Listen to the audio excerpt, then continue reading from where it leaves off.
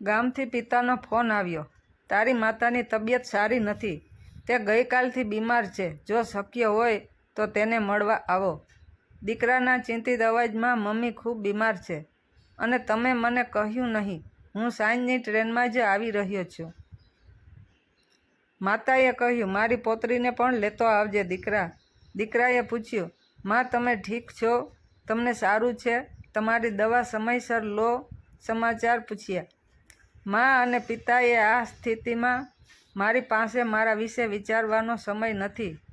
જલ્દી આવી જા બેટા. દીકરાએ કહ્યું, ઠીક છે પિતાજી, હું સાંજની ટ્રેનમાં આવું છું, ચિંતા કરશો નહીં.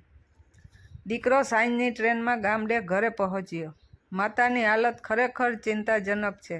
3 વર્ષની છોકરી ઠુમ્મી ઠુમ્મી કહેતી તેની માતાના ગાલ પર હાથ ફેરવી રહી છે. તેની પૌત્રીને જોઈને માતાની આંખો પહોળી થઈ ગઈ. માતાને બેસાડી અને પૌત્રીએ એમની બાજુમાં બેસાડી અને દીકરો બહાર એમના પિતા પાસે જઈને બોલ્યો, પપ્પા, મારી તમને એક વિનંતી છે. તમે બંને મારી સાથે શહેરમાં આવો, કારણ કે તમે હવે વૃદ્ધ થઈ ગયા છો અને તમે તમારી સંભાળ રાખી શકતા નથી. હું તમારી સંભાળ રાખીશ. પિતા કહે, બેટા, ત્યાં ખૂબ ઘોંઘાટ છે. મોટી ઇમારતો ગુંગળાવી દે. ભાગમ ભાગ ભરી જિંદગી મને કેમ ફાવે? હું છેલ્લા કેટલાક દિવસોથી ગામમાં રહું છું. બાપ દીકરો વાતચીત કરી રહ્યા હતા. ત્યારે દીકરાએ ઘરમાંથી એમની માતાનું હાસ્ય સાંભળ્યું અને બાપ દીકરો અંદર દોડી ગયા ને બધા ચોંકી ગયા. ઘરમાં જોયું કે એમની માતા પૌત્રી સાથે બબડાટમાં વાત કરી રહી છે અને હસી રહી છે. આ જોઈને પિતાએ ચશ્મા ઉતાર્યા અને કહ્યું, આ એક ચમત્કાર છે. 3 દિવસથી એક પણ શબ્દ બોલતી નથી. તે શ્વાસ લઈ રહી છે કે નહીં તે કહેવું મુશ્કેલ છે. તે તેની પૌત્રીને જોયાના 5 જ મિનિટમાં જ તે હસતી રહી છે. આ જોઈને યુવકે એમની પત્નીને પૂછ્યું, તમે માતા પિતાના તેમની પૌત્રી પ્રત્યેના પ્રેમને કેવી રીતે જુઓ છો?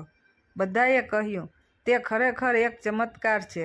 અને યુવકે એમની પત્નીને કહ્યું, આપણે અહીં મારી માતા સાથે રહીશું, કારણ કે માતા પિતા શહેરમાં રહી શકતા નથી. વૃદ્ધ લોકો તેઓ શહેરમાં રહી શકતા નથી.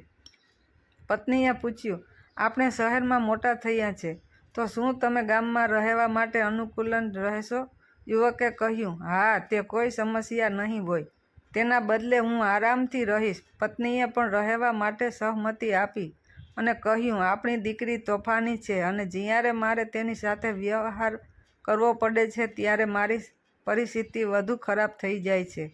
જો હું અહીં રહીશ તો માતા પિતા તેની તોફાન સહન કરશે, કારણ કે તે વૃદ્ધ છે. ભગવાન ના કરે તેઓ હજુ કેટલા દિવસ જીવશે. આમ વિચારીને બંને નક્કી કરે છે કે અને મા બાપને જાણ કરી અને નક્કી કર્યું, ચાલો આપણા જીવનના છેલ્લા દિવસો આપણી પૌત્રી સાથે હસતા અને રમતા વિતાવીએ. આમ નક્કી કરીને યુવકે તેની પત્નીના કપાળ પર ચુંબન કર્યું અને કહ્યું, હું છોકરો ભાગ્યશાળી છું કે મને તારા જેવી પત્ની મળી. કેટલી છોકરીઓ આવું વિચારી શકે છે? આમ કરીને પરિવાર ગામડામાં રહેવા લાગ્યું. પોતાની ખેતીવાડી હતી અને પોતાનું ગુજરાન ચાલે તેવું ખેતીમાંથી આવક આવતી હતી. ધીમે ધીમે બાજુના શહેરમાં યુવકે નાનકડો ધંધો પણ સેટ કરી લીધો અને આખું જ પરિવાર ખૂબ ખુશી અને ખુશીથી રહે છે. એ ઉપરાંત શહેરમાં નોકર તરીકે નોકરી કરતા હતા, જ્યારે આજે પોતાની ખેતીવાડીમાં પોતે માલિક એટલે કે શેઠ બની અને કામ કરે છે.